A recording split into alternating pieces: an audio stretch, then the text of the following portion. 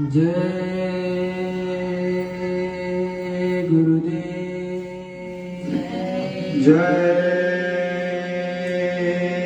गुरुदेव। जय गुरुदेव। जय गुरुदेव। जय गुरुदेव नाम किसका? प्रभु का। प्रभु का पावन नाम। जय गुरुदेव। जय गुरुदेव। जय गुरुदेव। मिलता है सच्चा सुख केवल। मिलता है सच्चा सुख केवल। गुरुदेव तुम्हारे चरणों में। गुरुदेव तुम्हारे चरणों में। मिलता है सच्चा सुख केवल। गुरुदेव तुम्हारे चरणों में। मिलता है सच्चा सुख केवल। गुरुदेव तुम्हारे चरणों में। मैं बालक अबुध तुम्हारा हूँ।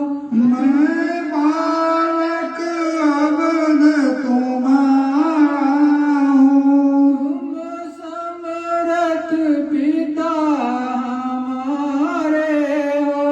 तुम समरथ पिता हमारे हो। मुझे अपनी गोद बिठा लेना। मुझे अपनी गोद बिठा लेना। दाता लो भुजा पसारा है। दाता लो भुजा पसारा है। यद्यपि संसारी ज्वाला यद्यपि संसारी ज्वाला पर प्रहार कर जाती है। हम पर प्रहार कर जाती है।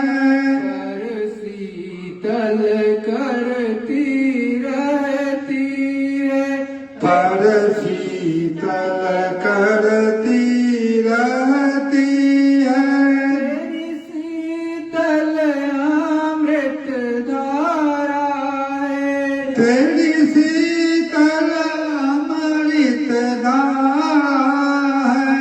आंधी जब हमें हिला देती।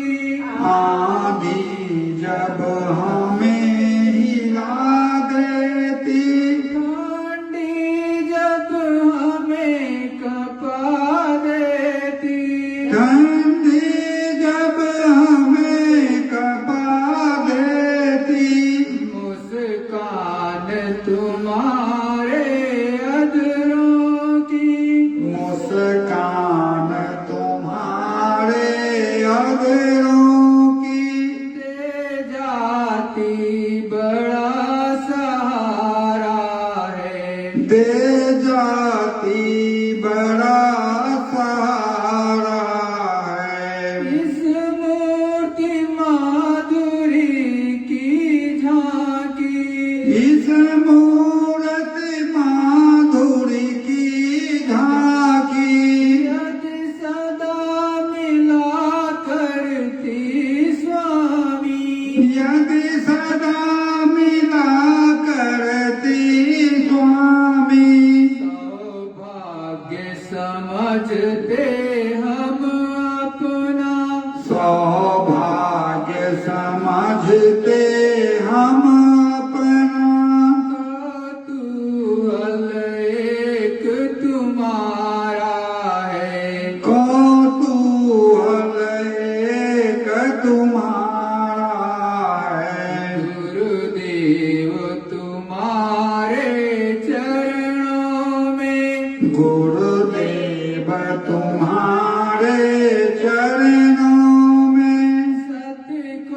कोटि प्रणाम हमारा है। शतकोटि प्रणाम हमारा है। जय गुरुदेव। जय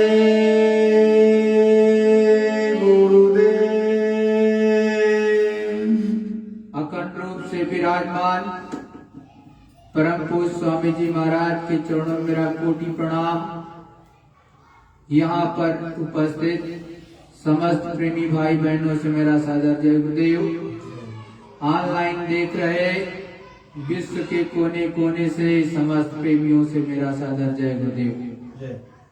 वो मालिक अनामी पुरुष करतार इस धरा मंडल पर चराचर में ऊपर में सर्वत्र अखंड रूप से विराजमान है। उस मालिक की जब विशेष दया और कृपा होती है तो मालिक अपने जीवों के अंदर विशेष उमंग और विशेष तड़प और प्रेम की हिलोर उठाते हैं। जब तक उस मालिक की विशेष दया और मौज ना हो तो ये जो जीव इस धरा मंडल पर नर नारियों के रूप में है इनको कुछ पता चलने वाला नहीं, क्योंकि ये तो पूर्ण रूप से सो गए। जो सो रहा है उसको क्या पता कि कहाँ पर मेरा पिता रहता है, कहाँ पर वो प्रभु रहता है, कहाँ पर ईश्वर रहता है, कहाँ पर ब्रह्म, कहाँ पर पार ब्रह्म है, और मैं किस देश का रहने वाला हूँ, यहाँ पर आया हूँ तो किस उद्देश्य से आया हूँ उसे कुछ नहीं पता। वो तो केवल कमाने और खाने में लगा संसार को ही अपना सब कुछ समझता रहता है कि सब कुछ ये मेरा है, यहाँ से छोड़ करके नहीं जाना, ये कल्पना भी वो नहीं करता है। दिन रात इसी में, इसी जगत में वो खोया रहता है और अलग अलग तरह के कार्यों में व्यस्त रहता है। चाहे वो मन के काज हो, चाहे घर के काज हो, चाहे संसार के कार्य हो, उसका मन दिमाग, उसकी बुद्धि ऐसी हो गई कि उसी में घूमता रहता है। जब सच्चे संत फकीर महात्मा इस धरा मंडल पर आते हैं तब वो जीवों को बताते हैं और उनको सच्चा उद्देश्य समझाते हैं कि ये मनुष्य शरीर आपका किस लिए है, इसका परम उद्देश्य क्या है और किस लिए आप इस धरा मंडल पर आए हो। बिना सद्गुरु की दया और बिना प्रभु की मौज के आपको ये कदापि पता नहीं चलेगा कि किस लिए आए, क्योंकि आपके अंदर वो सच्चा भाव तो कभी उठता ही नहीं कि हम किस लिए इस धरा मंडल पर पृथ्वी पर आए हुए हैं। आपके अंदर हिलोर जो उठती है वो संसार के लिए उठती है, उस प्रभु परमात्मा के लिए कदापि नहीं उठती। अगर उस मालिक के लिए सच्ची तड़प हो, सच्ची श्रद्धा हो, सच्चा प्रेम हो तो आपको दुख और कलेशों में नहीं पड़ना होगा, ना ही उनको झेलना होगा। लेकिन आप तो कभी उस मालिक की तरफ देखना भी नहीं पसंद करते, सोचते भी नहीं। जब उस मालिक की विशेष दया कृपा होने लगती तो थोड़ी थोड़ी बुद्धि, थोड़ा थोड़ा विवेक आपके अंदर आना शुरू होता है कि देखो ये जगत मेरा नहीं, ये संसार के लोग मेरे नहीं, और यहाँ से जाना है। जब जाना है तो सतगुरुदयाल समझाते हैं कि देखो जब सच्चे संत सतगुरु इस धरा मंडल पर आए, उन्होंने खुद अपनी आंखों से, अपने दिव्य नेत्र से, दिव्य ज्ञान चक्षु से साधना की, सच्ची नाम की कमाई की, और जब कमाई की तो उनकी जीवात्मा इस मनुष्य शरीर से निकल करके स्वर्ग वैकुंठ में गई। जिस तरह से आप नारद मुनि जी को जानते हो कि वो स्वर्ग वैकुंठ में घुमा करते थे, इस लोक से उस लोक जाया करते थे, ऐसे ही आपकी भी जीवात्मा जब जग जाएगी तो धीरे से उन मंडलों में जाने लगेगी, स्वर्ग वैकुंठ में। और जब सच्चे संतों ने अपने गुरु के चरणों में बैठ करके अपनी जीवात्मा से को जगाया और इस मनुष्य शरीर जो पंच भौतिक शरीर है इससे अलग हुए, अलग होकर के पहले वो स्वर्ग वैकुंठ में लिंग शरीर में उस धाम में गए और वहां की रचनाओं को देखा कि स्वर्ग है, बहिष्ठ है, और ऊपर में भी उन्होंने जाकर के देखा तो भगवान का या ईश्वर का लोक है। और वहां से उन्होंने जब नीचे की तरफ देखा तो यहाँ का पूरा कल कारखाना या मनुष्यों को कैसे किस योनि में रखा जाता है, कैसे उससे निकाला जाता है, कैसे किसमें बंद किया जाता है, ये सब कुछ दिखाई देता। जब वहां से जीवात्मा सूरज आगे की तरफ बढ़ी तो धीरे से अंड सृष्टि में ऊपर में चली गई, सूक्ष्म से ऊपर चली गई, सूक्ष्म शरीर को छोड़ दिया और फिर आगे बढ़ गई। और वहां जाकर के जब देखा तो कारण शरीर को इसने धारण किया और ब्रह्म का साक्षात्कार किया। और जब ये और ऊपर में पढ़ी और जब त्रिकुटी के परे चली गई तब ये अपने कारण बीज को जलाती है। जब ये सूरत ये जीवात्मा जाकर के ऊपर में मानसरोवर में स्नान करती है तब जाकर के इसके कारण बीज जलते हैं। जब तक आपकी सूरत आपकी जीवात्मा ऊपर में नहीं चलेगी, उस प्रभु परमात्मा ब्रह्म पद पर नहीं पहुंचेगी और उससे ऊपर चल करके पार ब्रह्म में नहीं पहुंचेगी, तब तक आपका ये कारण बीज जलने वाला नहीं। मतलब कर्मों का एक संग्रह, आपने जो अच्छा किया बुरा किया उसको कारण बीज कहते हैं। वो एक तरह से जनरल अकाउंट है आपका, वो वहां पर दूसरा ब्रह्म के ऊपर में जहाँ पर रहता है जमा। तो आपको सोचना चाहिए कि आपकी सूरत और जीवात्मा जब तक उस धाम में उस धवन में नहीं पहुंचेगी तो क्या देखेगी। अरे जब आप वहां तक पहुंचोगे नहीं, कारण बीज जब तक नहीं जलाओगे तब तक सतगुरु दयाल अपने गुरु महाराज ने परम संत बाबा जय गुरुदेव जी महाराज ने कहा, आप जन्म मरण के चक्कर से नहीं छूटोगे, आपका आना और जाना लगा रहेगा प्रेमियों। तो आपको अपने घर में बैठ करके अपने एकांत में गुरु महाराज ने हमेशा समझाया कि देखो एकांत में भजन होता है। कभी ये मत सोचना कि शोरगुल में भजन होता है, हजारों लोगों का जहाँ कोलाहल हो, लाखों करोड़ों का कोलाहल हो, वहाँ कभी भजन नहीं होता है।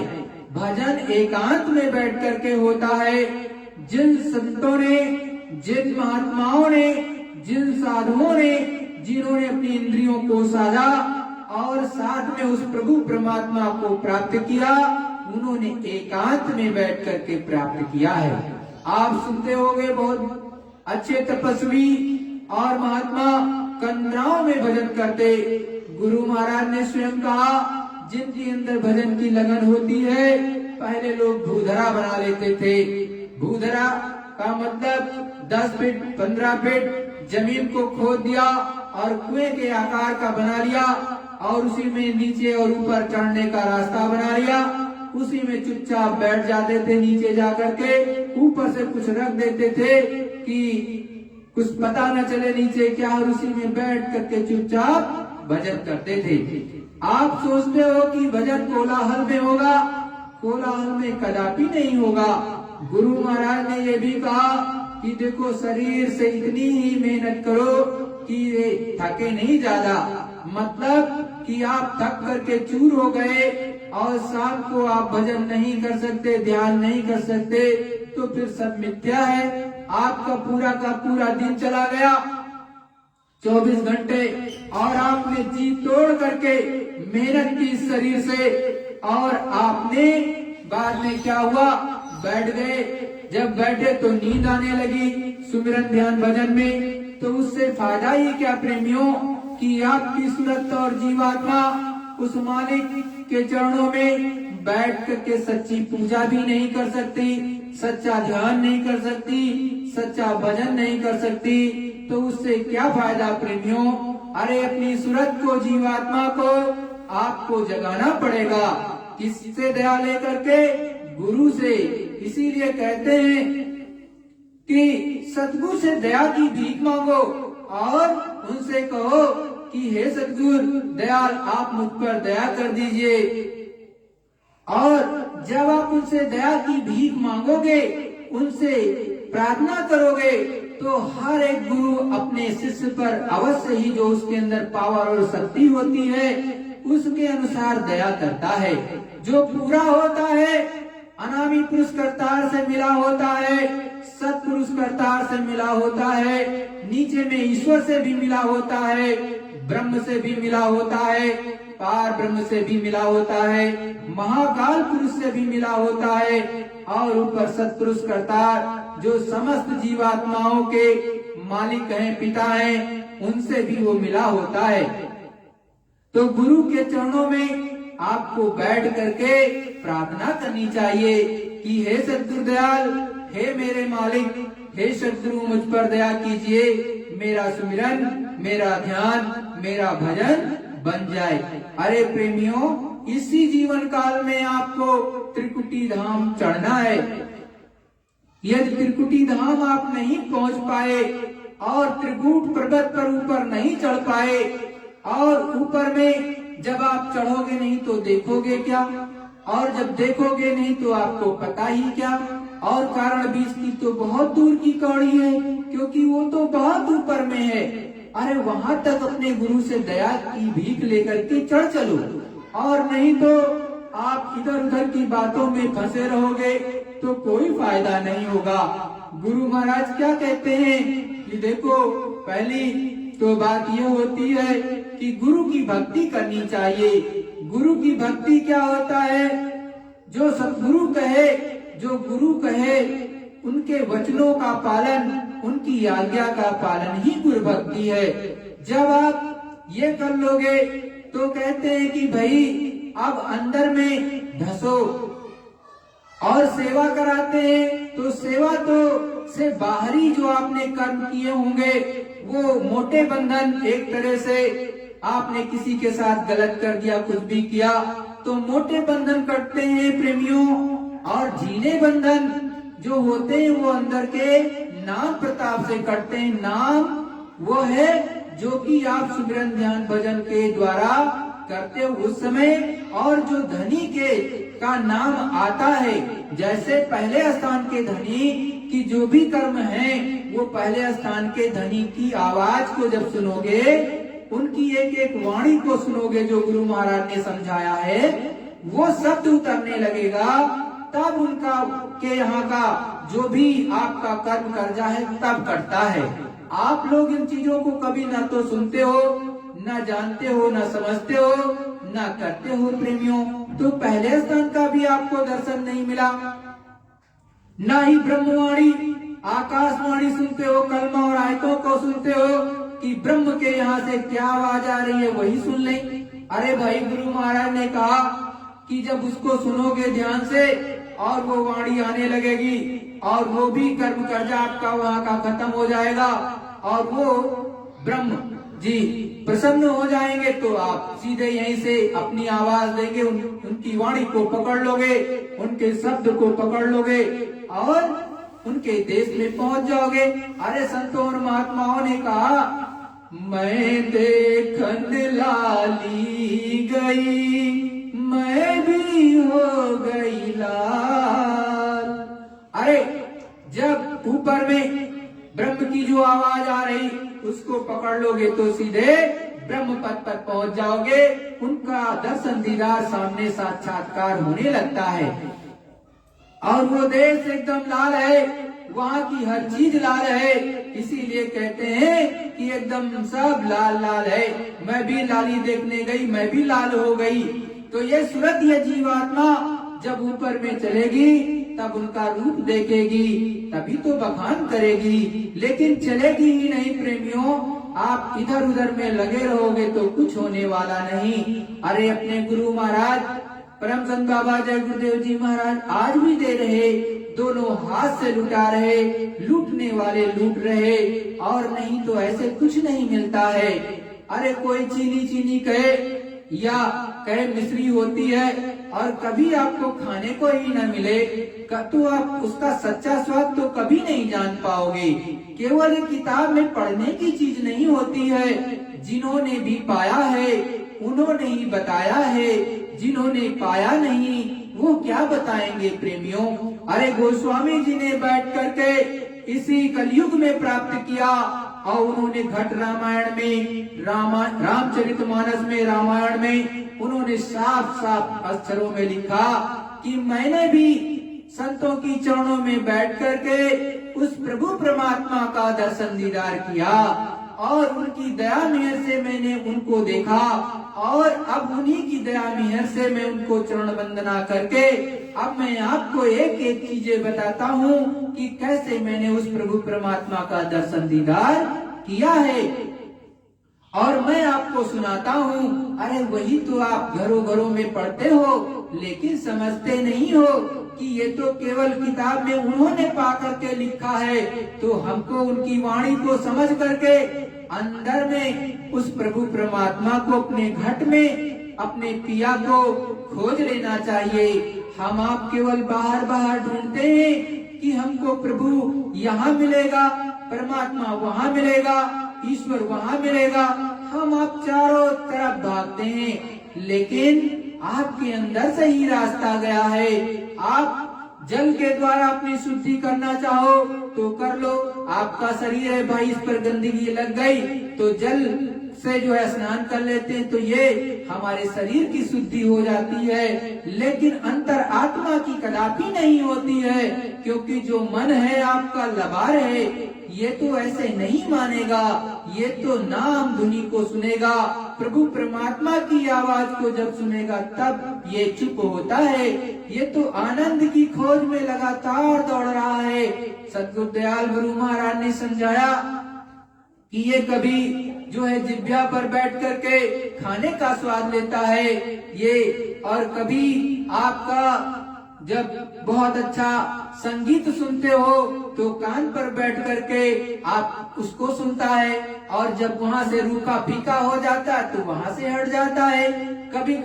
कभी आप सुंदर चीज को देखते हो, बड़ी सुंदर है, तो आपको उसमें मन लग जाता है, और कुछ ही दिनों के बाद, कुछ समय के बाद ये मन रूखा फीका वहाँ से भी हो जाता है, वहाँ से भी हट जाता है, और फिर आपके अलग अलग जो है द्वारों पर, इंद्रिय द्वारों पर वहाँ मन जो है लग गया तो वहाँ बैठ गया, वहाँ रसास्वादन करने लगा। कुछ दिन के बाद वहाँ से भी रूखा फीका हो जाता है, और फिर आनंद की तलाश में ये विभिन्न तरह के नाना प्रकार के बहुत गलत कार्य भी कर डालता है, अच्छे भी करता है, बुरे भी करता है। यही मन कराता है आपके संग में। तो जो मन लगा हुआ यही सब कुछ करा करके आपको क्या कर देता है, एकदम से मुजरिम बना देता है। अब उस मालिक के यहाँ तो साफ साफ लिखा है, कर्म प्रधान विष रचि राखा, जो जस करे सो तस फल चाखा। बड़े साफ शब्दों में ईश्वरीय विधान में लिखा है कि आप अच्छा करो या बुरा करो, उसका मैं केवल आपको दंड दूंगा, उसका पाप पुण्य का जो भी होगा फल दूंगा। अब आप इस मन के द्वारा चाहे अच्छा कर लो और चाहे बुरा कर लो।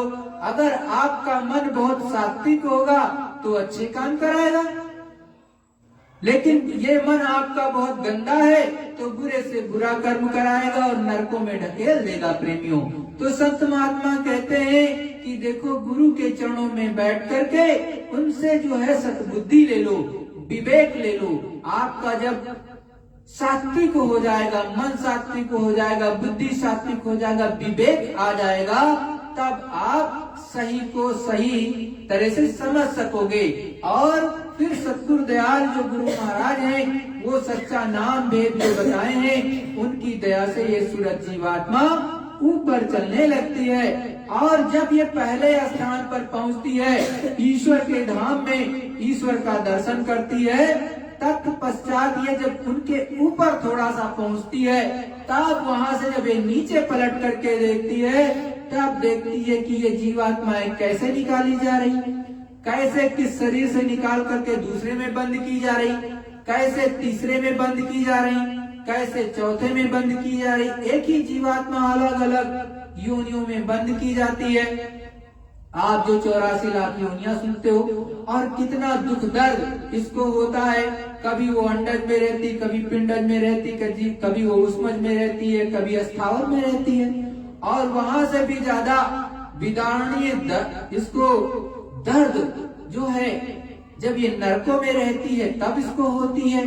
कितनी व्यथा इसको होती है, कितना इसकी पिटाई होती है, आप सोच नहीं सकती। लेकिन कराता मन है और भोगता कौन है? आपकी सूरत, आपकी जीवात्मा जो इसमें बंद है, जो कि सबसे पावरफुल है। लेकिन आज इसने अपनी पावर को, अपनी सत्ता को, अपने प्रकाश को इसने खो दिया। और इस समय स्वामी कौन हो गया? मन हो गया। तो इसीलिए सतगुरु दयाल अपने गुरु महाराज कहते हैं, मन के मते चलो तुम कोई, गुरु जो कहे करो तुम सोई, मन के मते हजार। सतगुरु दयाल अपने गुरु महाराज समझाते हैं कि देखो, मन के अनुसार कार्य मत करो।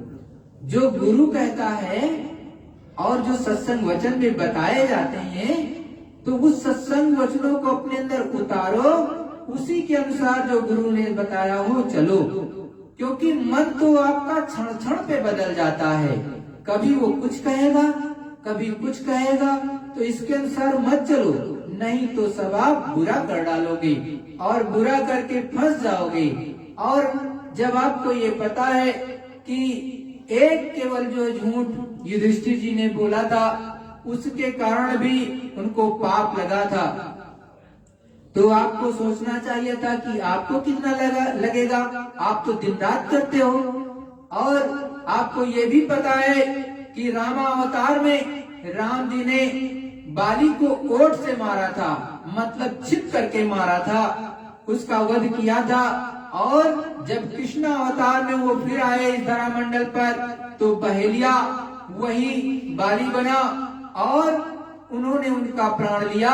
और बहेलिये ने जब तीर मारी, कृष्ण भगवान के तलवे में जाकर के पैर में लगा और 3 पहर तक तड़प तड़प करके फिर उसके बाद उन्होंने अपने प्राण त्यागे थे। आप ये पता कर लेना, सच्चाई ये है, जब रामावतार में वो आकर के मतलब छिप करके मारने के कारण उनको अपना कर्म कर्जा भरना पड़ा, तो आप राम और कृष्ण भगवान से तो बड़े नहीं हो। अरे जब उन्होंने गुरु किया, गुरु के चरणों में बैठे, तो आपको भी बैठना पड़ेगा। आपको सोचना पड़ेगा इस बात में कि उन्होंने कैसे काम किया, तो आपको तो उनको बल लेना चाहिए और शिक्षा भी उन्हीं से लेना चाहिए। कहते भी हैं, राम कृष्ण से को बड़ो तीनहु ने गुरु की, 3 लोक के थे धनी, गुरु आगे आदि। जो 3 लोकों का मालिक हो, मृत्यु लोक का और स्वर्ग वैकुंठ का, सूक्ष्म लोक का, तीनों लोकों के वो मालिक होते हुए भी जब धरा मंडल पर आए, तो उन्होंने गुरु को किया, गुरु के चरणों में बैठ करके शिक्षाएं ग्रहण की और जैसा गुरु ने बताया वैसा किया। तो आपको भी तो समझना पड़ेगा, सोचना पड़ेगा कि जो भगवान है, ईश्वर है, वो गुरु उनको आकर के यहाँ पर करना पड़ा और गुरु से कोई नहीं बढ़ा। ये आप अच्छी तरह जानते हो, कहने की जरूरत नहीं। तो गुरु के चरणों में बैठ करके आप अपनी बुद्धि को सात्विक बुद्धि बनाओ और आप अपनी इंद्रियों को एकदम से कंट्रोल करो और गुरु जैसा कहता है वैसा करने लगो। और जब वैसा करने लगोगे तो गुरु की दया और दुआ आपको मिलने लगेगी। और ये सूरत बड़े ही आराम से मालिक की दया से गगन मंडल में पहले स्थान के धनी को, दूसरे स्थान के धनी को, बहुत आसान है प्रेमियों। मैं तो आपको कितना समझाऊं, हमेशा समझाता ही रहता हूँ कि बहुत आसान है गुरु के चरणों में, लेकिन अपने गुरु महाराज के, परम पूज्य स्वामी जी महाराज के चरणों में बैठ करके अपने घर में ही आज भी मिल जाएगा। इधर उधर भागने से नहीं मिलेगा। सच्चा सत्संग सुनो गुरु महाराज का और निशाना गुरु महाराज से लगा करके बैठ जाओ। थोड़ी सी तड़प हो, बिरह हो और रो पड़ो, हे मालिक मुझ पर दया कर दो, तो गुरु महाराज बड़े दयालु हैं। आप सोच भी नहीं सकते कितना दया करते हैं। तो प्रेमियों, गुरु महाराज के चरणों में बैठ करके करने लगो तो मिल जाएगा। अरे सब मिलता है, और ईश्वर के भी दर्शन, ब्रह्म के भी दर्शन, पार ब्रह्म के भी दर्शन, और अंदर से जो अमी रस टपकने लगेगा, अमी रस की बरसात होने लगती है, इतना आनंद आएगा, आपसे हमेशा प्रफुल्लित रहोगे, मगन रहोगे। और नहीं तो फिर ऐसे खाली हाथ चले जाओगे प्रेमियों, क्योंकि गुरु महाराज ने तो साफ साफ कहा है, स्वामी निरख देख निज नैना, कोई कोई संत परखी है बहना। अरे सतगुरु दयाल अपने गुरु महाराज तो सबको नाम दिए हैं, सबको समझाया है, लेकिन कोई कोई इक्का दुक्का जीव ही मानेंगे, और कोई कोई सच्चा भजन करेगा, और कोई कोई गगन मंडल में चढ़ेगा। सब नहीं करेंगे प्रेमियों। अरे जो सच्चे हो, जिसके अंदर लगन है, भाव है, तो चढ़ चलो और इसी जीवन में पार हो जाओ। और नहीं तो फिर से जीवन आपको लेना पड़ेगा, फिर से इस मृत्यु लोक में आना पड़ेगा, फिर से नाम कमाई करनी पड़ेगी। और गुरु महाराज ऐसे छोड़ने वाले नहीं है। आप सोचते हो कि मैंने गुरु महाराज से अपना नाता तोड़ लिया, दूसरे को पकड़ लिया। अरे गुरु महाराज ने साफ साफ कहा है, जो सच्चा संत होता है प्रेमियों, वो कभी अपने जीव को छोड़ता नहीं। आप चाहे जितना उछल कूद कर लो बंदरों की तरह से, इधर भाग जाओ उधर भाग जाओ, कुछ कर डालो, लेकिन अंत में आना उन्हीं के पास पड़ेगा, क्योंकि उनके पास इतना बड़ा जाल है प्रेमियों कि कितना भी उछलो अंत में वहीं आओगे, क्योंकि उनको तो हर चीज पता है। एक बार ऐसे हुआ कि एक जीव था तो एक सच्चे गुरु के पास थे जो पूरे थे। पूरे का मतलब वो सनामी प्रभु के पास तक आते और जाते थे। तो कुछ दिन सत्संग सुना, नाम दान भी लिया, सिमरन ध्यान भजन करता था। तो क्या कहा कुछ दिन बाद में कि हम दूसरे के पास जाना चाहते हैं। तो गुरु जी से कहा, तो गुरु जी ने कहा तुम्हारी इच्छा है चले जाओ। तो उन्होंने कहा चले जाओ, तुम्हारी इच्छा है, वहां भी दिखाओ, जाओ। तो प्रेमियों ने समझाया कि देखो इधर उधर मत जाओ भाई साहब, और इधर उधर कुछ नहीं मिलेगा, ये गुरु महाराज पूरे हैं और इन्हीं से सब कुछ ले लो, ऊपर में चढ़ चलो। तो कहा नहीं, हमारी इच्छा करती हम जाए देखें। तो कहा तुम्हारी इच्छा है तो बात ही अलग है, चले जाओ। वो गए, तो जिस गुरु के पास गए थे वो सच्चे थे, पूरे वो भी थे। अब पूरे थे तो उनके सत्संग में बैठे, सत्संग सुना। सत्संग जब खत्म हो गया तो गुरु महाराज ने कहा अब हम नाम दान देंगे, दूसरे वाले ने।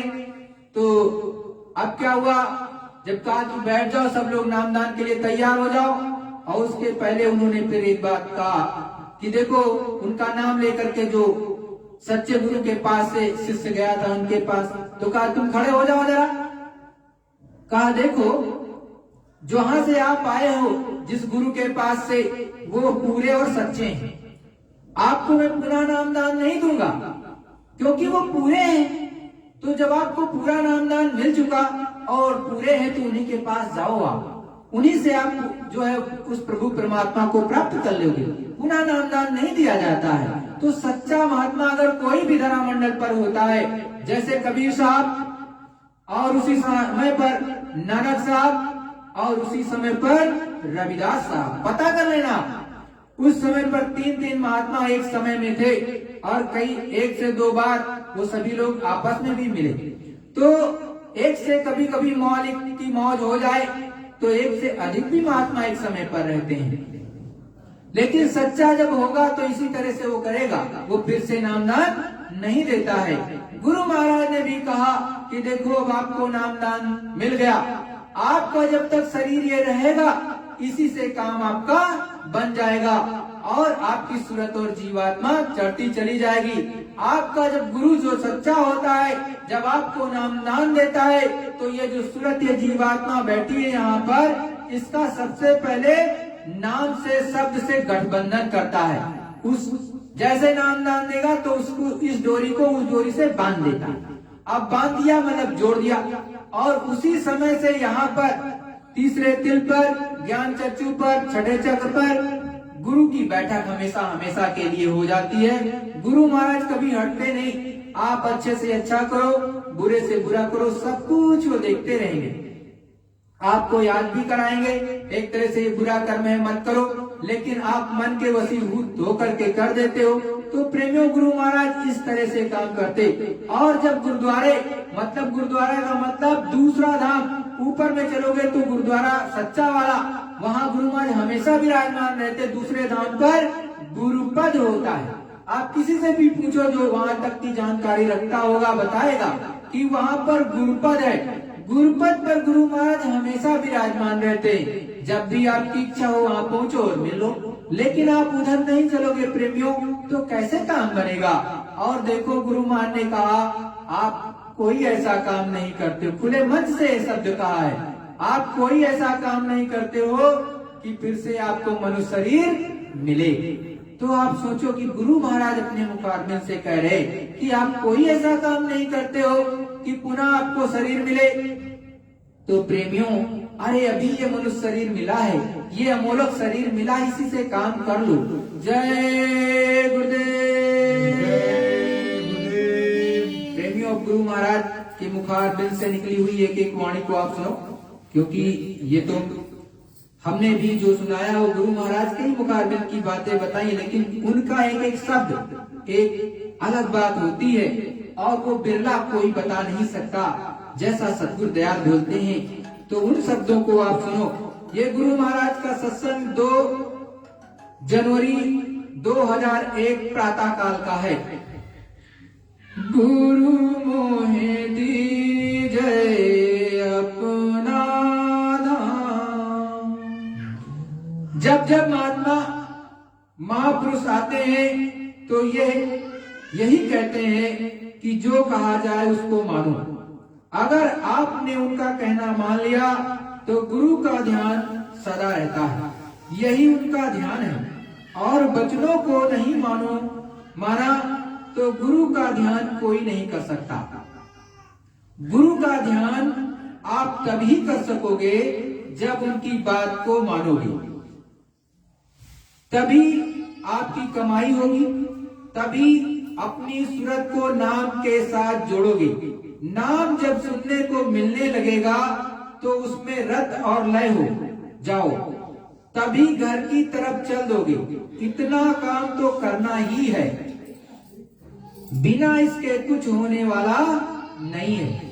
हम लोग ये चीज समझ नहीं पाते, वो तो कोई जो सचेत होता है वो तो समझ जाता है, जो बराबर चेत करके सत्संग सुनता है ये तो समझ लेता है, वो तो समझ लेता है।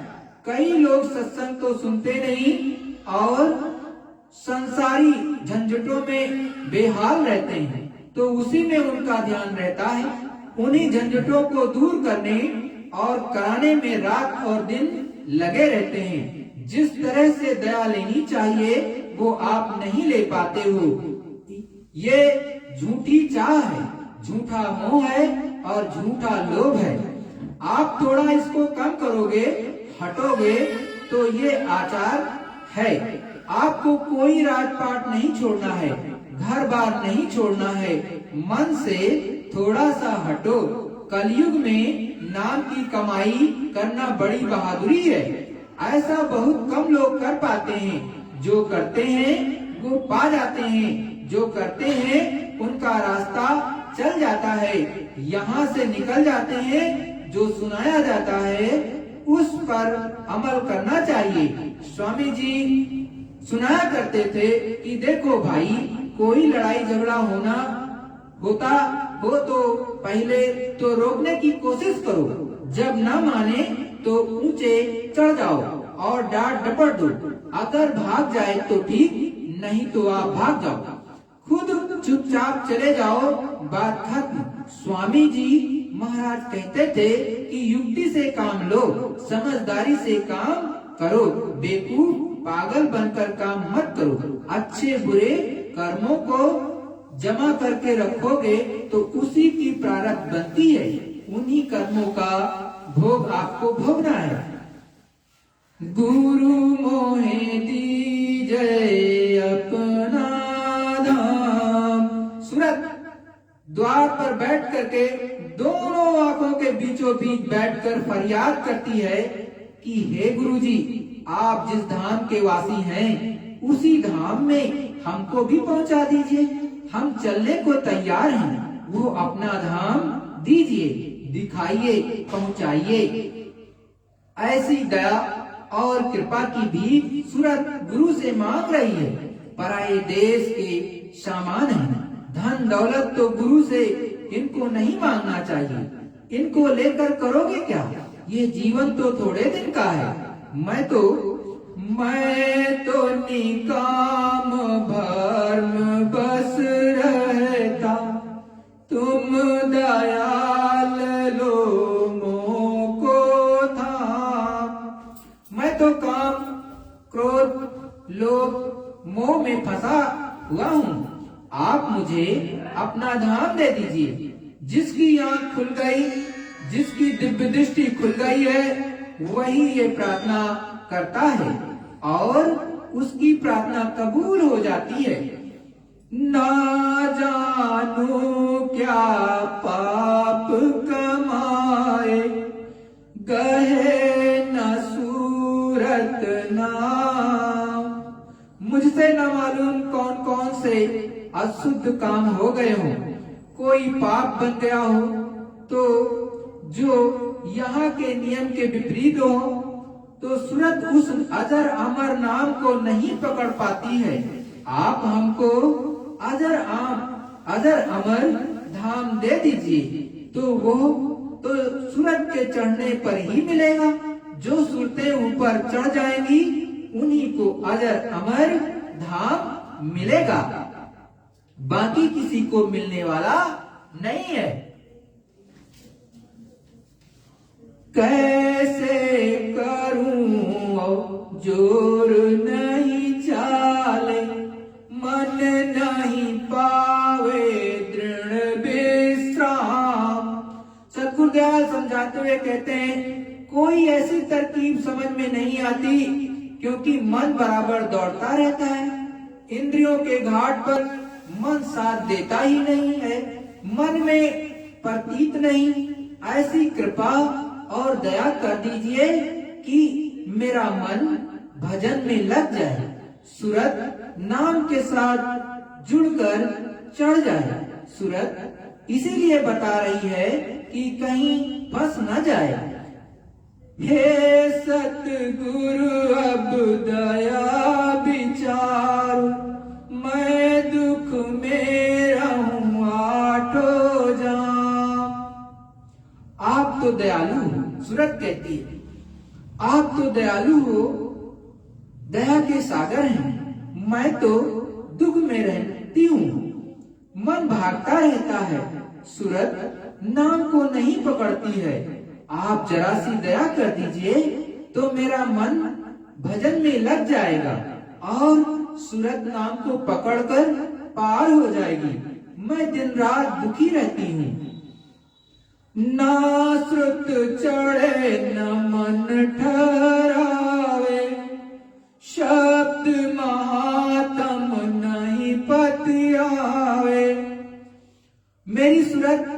नाम को नहीं पकड़ती है और मन ठहरता नहीं है। कैसे विश्वास हो? मन यहाँ पढ़ता पढ़ता इंद्रियों के दरवाजों पर फैल गया। सूरत दया मांग रही है, एक कण मात्र दया कर देंगे, उसी में काम बन जाएगा। यह फरियाद है, ये नहीं मांगती है कि हमको समुद्र दे दीजिए, जरा सी दया मिल जाएगी तो मन ठहर जाएगा और सूरत नाम को पकड़ लेगी। संत मता ऊंचा सुन पकड़ा, क्यों नहीं संत करे मेरी साप।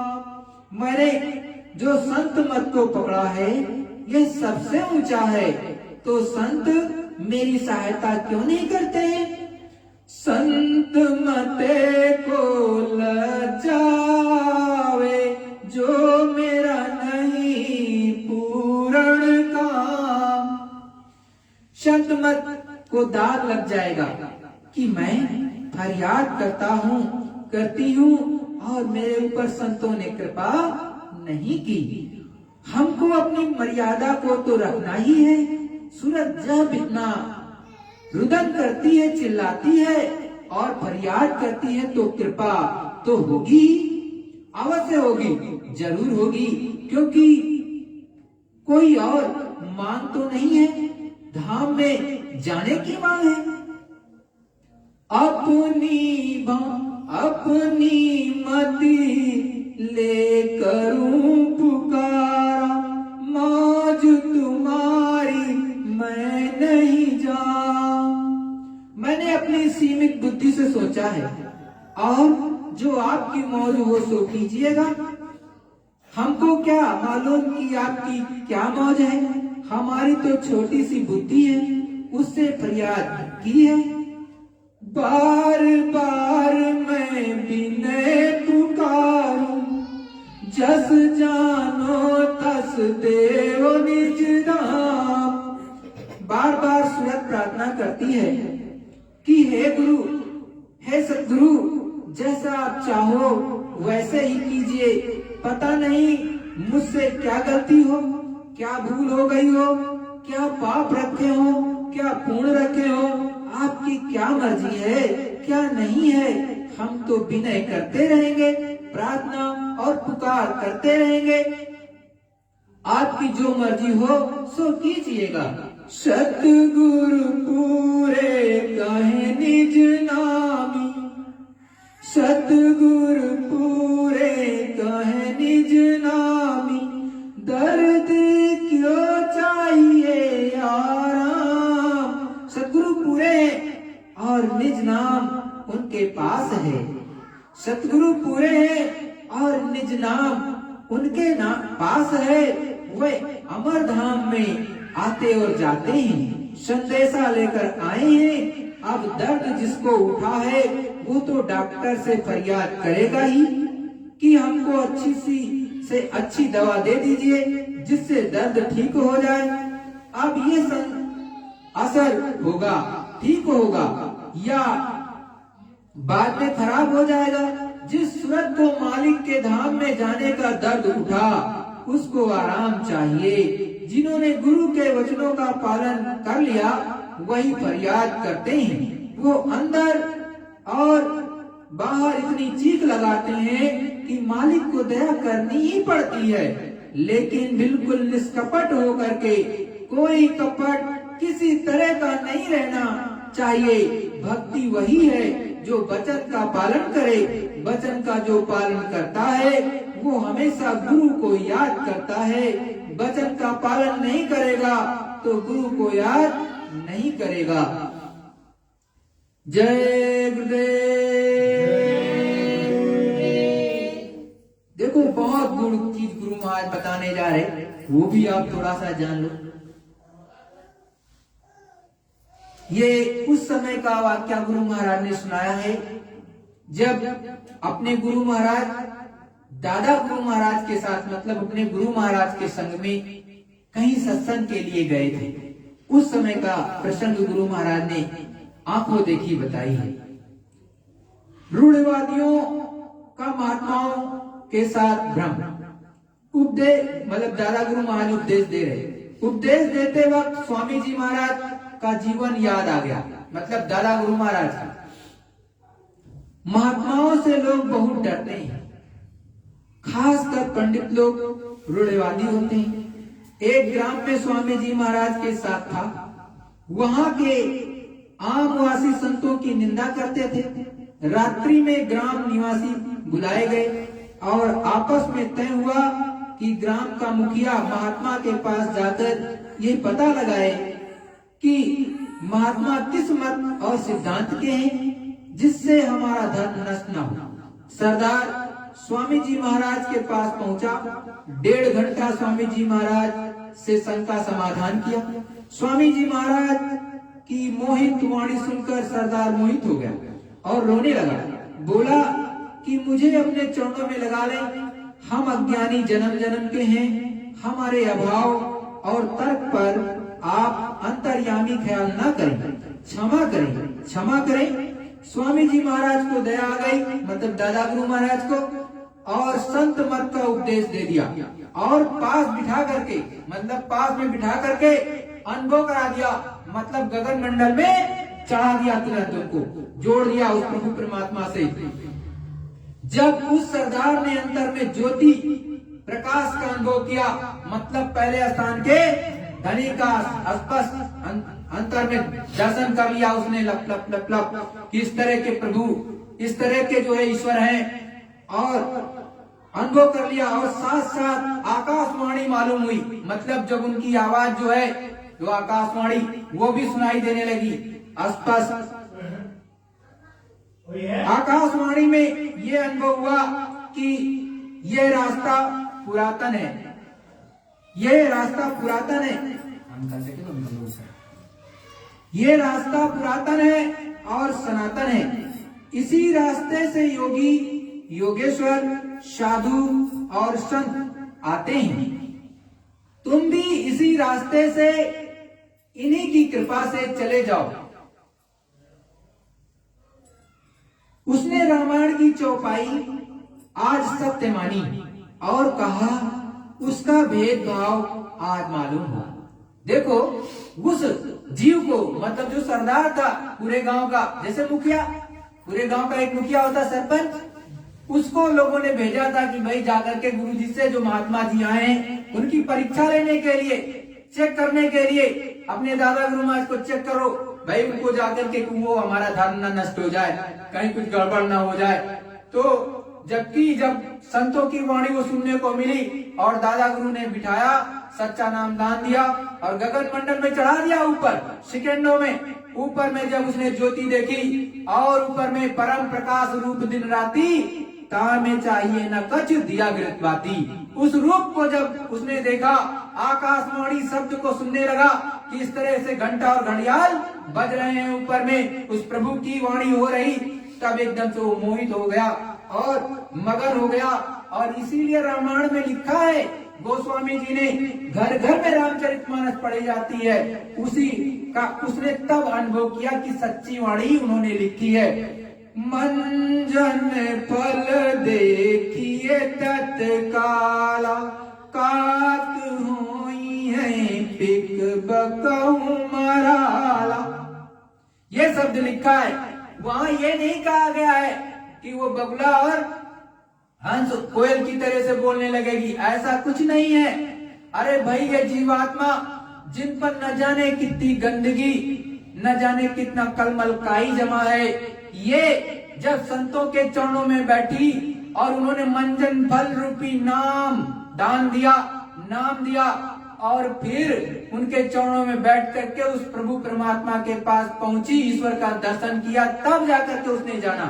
तब वो कोयल की भांति बोले, हंस का आचरण करेगी, जहां काक की तरह बोलती थी, जैसे इस समय किसी से बोलो तो प्रेम से नहीं बोलेगा, वो आपको एक तरह से काटने की दौड़ लेगा।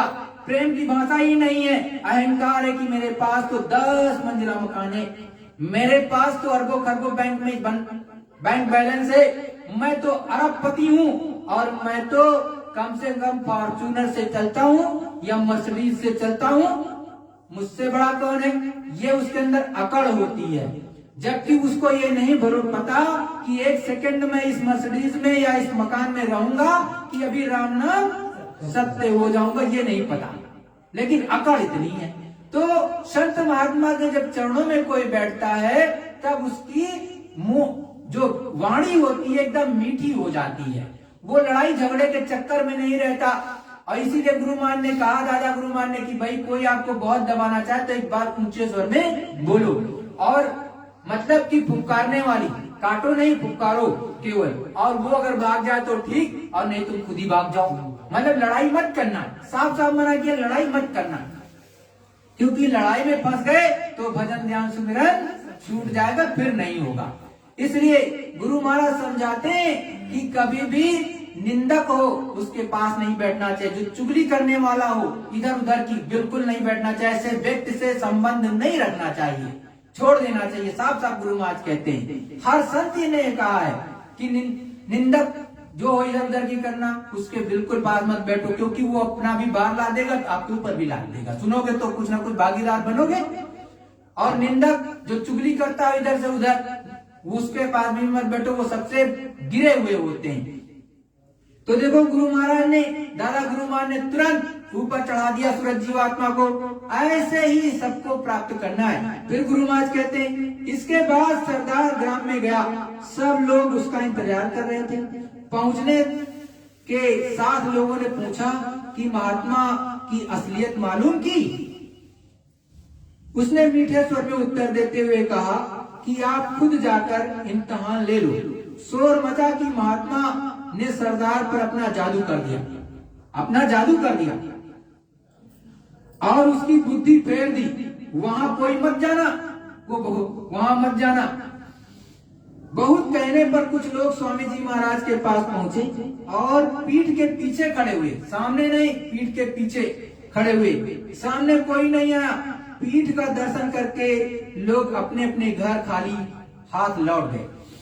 इससे मालूम हुआ होगा कि दुनिया किस प्रकार महात्माओं से डरती है और उनके असली फायदे से महरूम रह जाती है। अफसोस है, ये गुरु महाराज के शब्द हैं प्रेमियों, कि सच्चे संत के पास भी लोग नहीं जाना चाहते।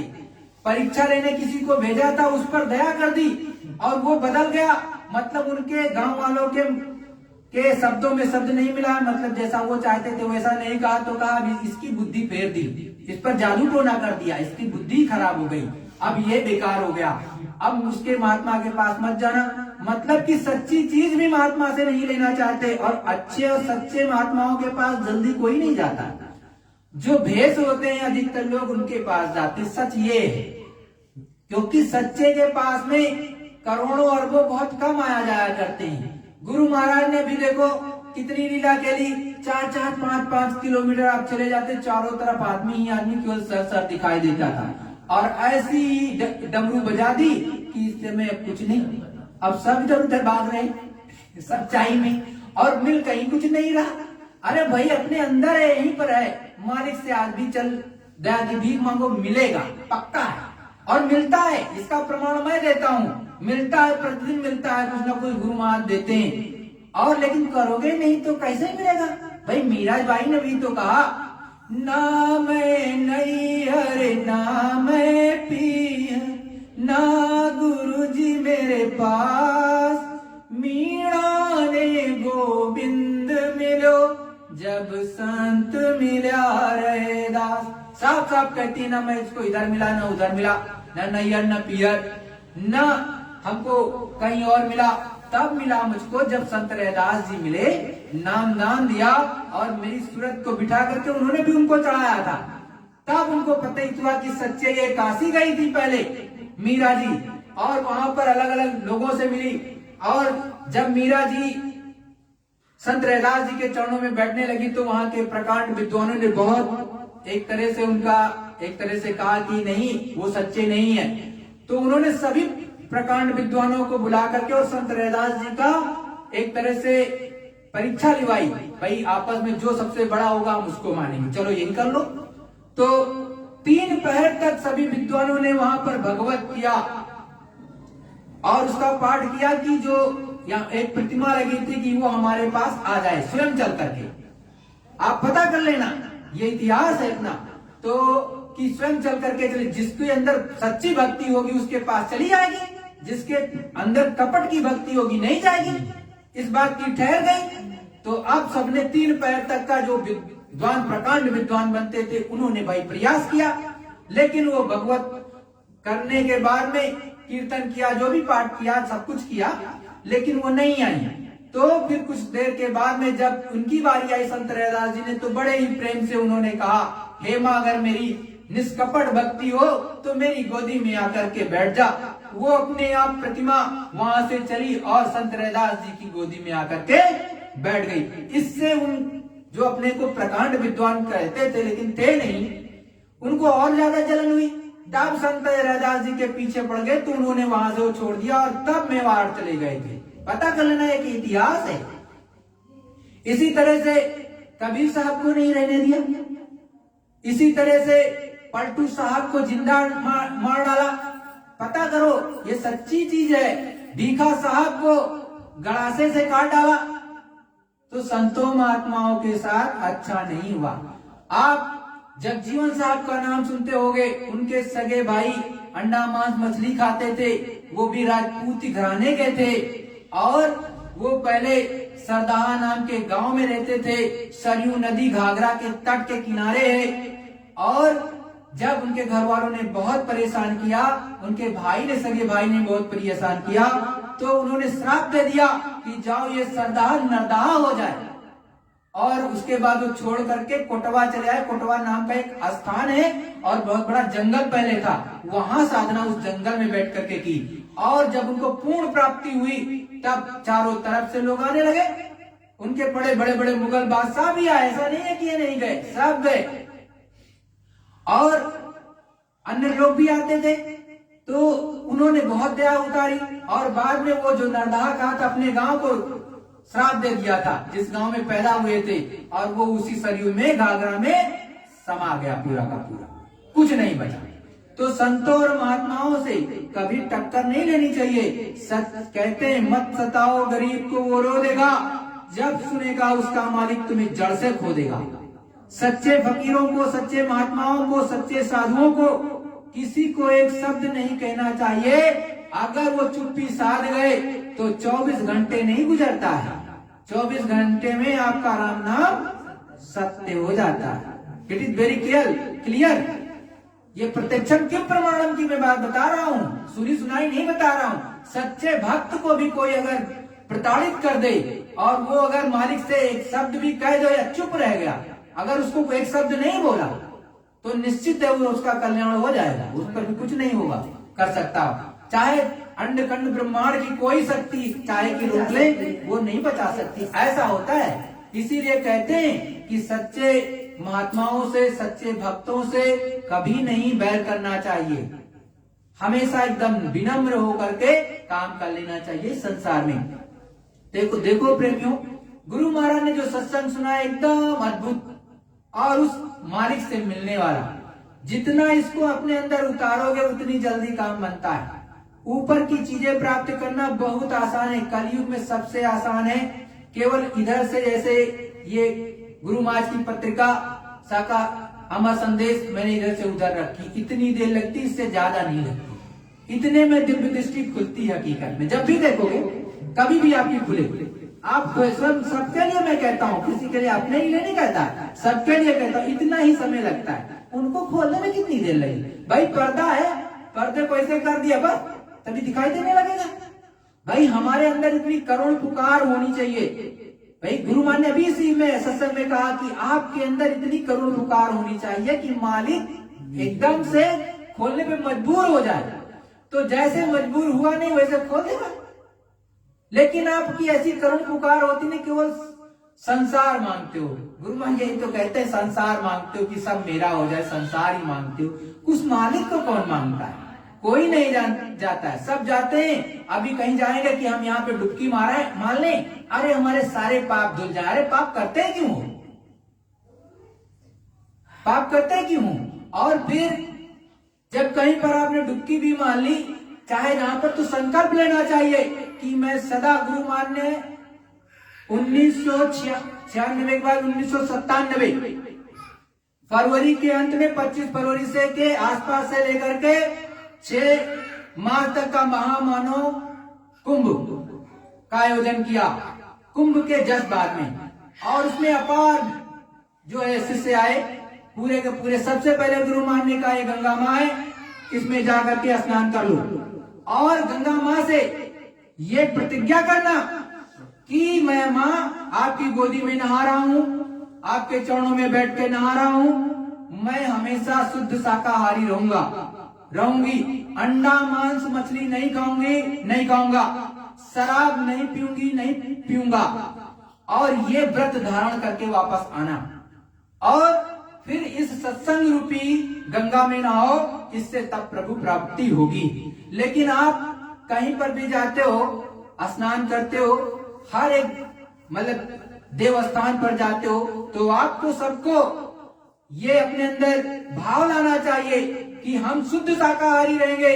हमारे राम जी शुद्ध शाकाहारी थे, हमारे कृष्ण जी शुद्ध शाकाहारी थे, हमारे हनुमान जी शुद्ध शाकाहारी थे। कोई भी अंडा मांस मछली नहीं खाते थे, न पीते थे दारू शराब, वो पूर्ण रूप से शुद्ध शाकाहारी थे। हम भी उन्हीं की संतान है एक तरह से, वो हमारे एक तरह से पूर्वज और हमारे एक तरह से अग्रज भी है। सभी हमारे पुरातन और सनातन में कहीं पर भी अंडा मांस मछली नहीं खाया पिया गया है और ना ही बताया जाता है। ये अशुद्ध आहार से आपकी जीवात्मा नरकों में सीधे ले जाएगी। तो सभी लोगों को शुद्ध शाकाहारी रहना चाहिए। और आगे तो वैसे भी समय अच्छा नहीं, गुरु महाराज हमेशा कहते समझाते। अभी तो एक कोरोना आया था तो घरों से लाशें उठी थी और क्रेनों से भी दबाई गई, आपने देखा। और आगे गुरु महाराज ने कहा है कि गठरी बांध करके आएंगी, आंधी चलेगी बीमारियों की। और ये भी कहा ऐसा ऐसे भूकंप आएंगे कि 100 फीट ये घर मकान उछल जाएंगे, ये भी कहा है। अभी वैसा नहीं आया है आज तक, लेकिन आएगा तो क्या हाल होगा। तो इन सब चीजों को समझना चाहिए। और अपने गुरु महाराज ने तो कहा है, पीछे अच्युतानंद जी महाराज जो कि उड़ीसा में कटक के रहने वाले, उन्होंने भी सारी बात बताई है, अपने सूरदास जी ने भी बताई है। और जो है मोहम्मद साहब ने भी कयामत का वक्त बताया, कुरान में जाकर के पढ़ लो कि 14वीं सदी के अंत में जो है कयामत आएगी। साफ साफ उन्होंने भी कहा, संतों फकीरों ने भी कहा है। और उस समय यह भी कहा था कि मक्का और मदीना में हरियाली छा जाएगी जहां रेत उड़ती है। अभी पहले लोग कहते हैं कि कयामत नहीं आएगी, 14वीं सदी चली गई, बीत गई। आप पता कर लेना, इस समय न्यूज में आपको पता चल रहा होगा, उसकी चर्चा होने लगी कि मोहम्मद साहब ने कहा था कयामत आएगी। तो अब तो यहाँ इतना पानी बरस रहा है कि नदियां बहने लगी हैं, जहाँ केवल धूल ही उड़ती थी और रेगिस्तान ही रेगिस्तान था, वहां पर एकदम नदी नाले ऊपर से बहने लगे। तो अब वहां हरियाली छा जाएगी तो कयामत तो आएगी। संतों फकीरों की किसी की बात कटती वटती नहीं है। गुरु महाराज ने भी कहा, संत बचन पलटे नहीं, पलट जाए ब्रह्मांड। गुरु महाराज ने साफ साफ कहा, इस मंच से जो मैं कहूंगा, और संतों की वाणी कभी कटती नहीं है। चाहे पूरब का सूरज पश्चिम में निकलने लगे, ये तो संभव है, लेकिन संतों की वाणी कटना असंभव है। भाई आपकी समझ में क्या है, सूरज को भी बनाया किसने? उस प्रभु परमात्मा ने ही तो बनाया है। और हमको आपको भी प्रभु परमात्मा ने बनाया, तो कितनी देर लगती है उसको इधर से उधर करने में? अगर वो चाह ले तो कितनी देर लगती है? आपको तो ऐसा लगता है कि कुछ घूम नहीं रहा है, आप स्थिर हो, लेकिन घूम रहे हो आप भी।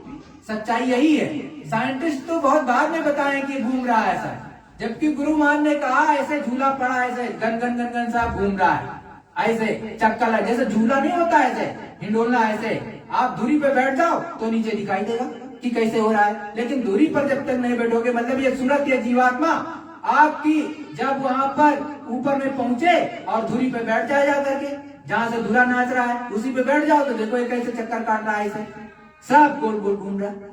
तो ये संतों ने तो अपने आप, सनातन पुरातन ने बहुत पहले से, अरबों खरबों साल से पहले से बता के रखा। लेकिन साइंटिस्ट अब उसी को प्रूव करते हैं। भाई पहले कहते थे आकाशवाणी होती है, अब उसी को साइंटिस्ट कहते हैं कि कोई आवाज आती है ओम करके, यही तो कहते हैं, आप कहने लगे। लेकिन अपने यहाँ तो सब चीजें पहले से बताई जाती हैं। तो अपने अंदर अपने को जगाओ प्रेमियों, और गुरु के सहारे रहो और चढ़ चलो ऊपर में, क्योंकि गुरु महाराज भी कहते हैं कि कोई कोई करेगा, सब करे मरेंगे नहीं, तो जो करेगा उसको मिलेगा। जय गुरुदेव। सभी प्रेमी भाई बहन सर पर कपड़ा जरूर रखेंगे, एक प्रार्थना बोलेंगे, तत्पश्चात आप सभी जहां पर भी होंगे विश्व के कोने कोने में वहां पर बैठ करके इस प्रार्थना के तत्पश्चात सुमिरन, ध्यान और भजन जरूर करना प्रेमियों। जय गुरुदेव। जय गुरुदेव। सत्य गुरु सतनाम तुमको लाखों प्रणाम। सतगुरु सतनाम तुमको लाखों प्रणाम। कोटिन सूरज चांद सितारे, कोटिन सूरज चांद सितारे, रोम रोम में करें उजाले, रोम रोम में करें उजाले। सत्य पुरुष करतार तुमको लाखों प्रणाम। सतपुरुष करतार तुमको लाखों प्रणाम। अरबों सूरज चांद सितारे, अरबों सूरज चांद सितारे, रोम रोम में करें उजाले, रोम रोम में करें उजाले।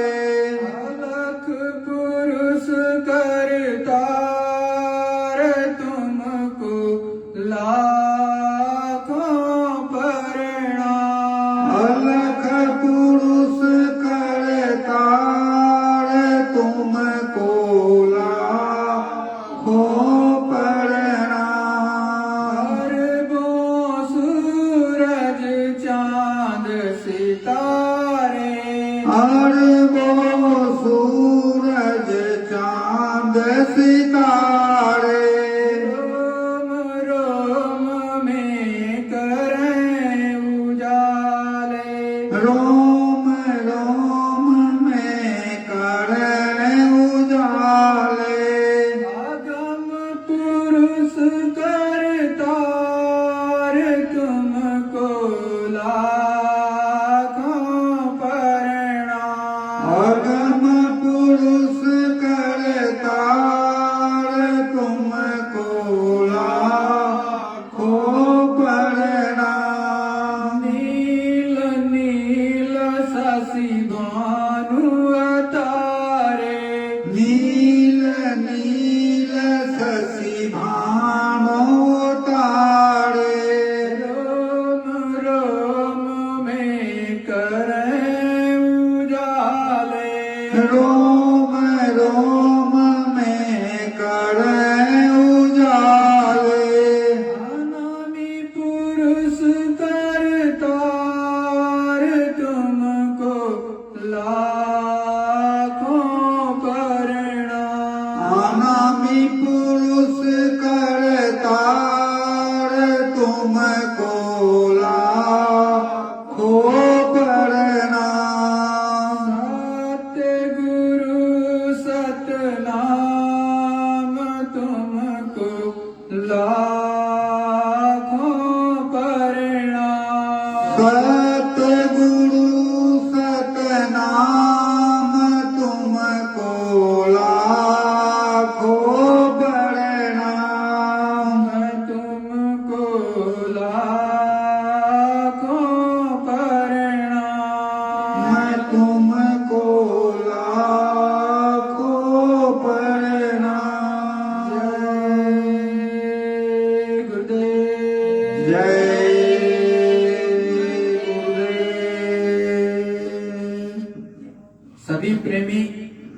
गुरु स्वरूप एवं पांचों धनियों को विधि पूर्वक दृष्टि प्रणाम करके अपनी अपनी जगह पर सुमिरन, ध्यान और भजन में अवश्य बैठेंगे। जय गुरुदेव।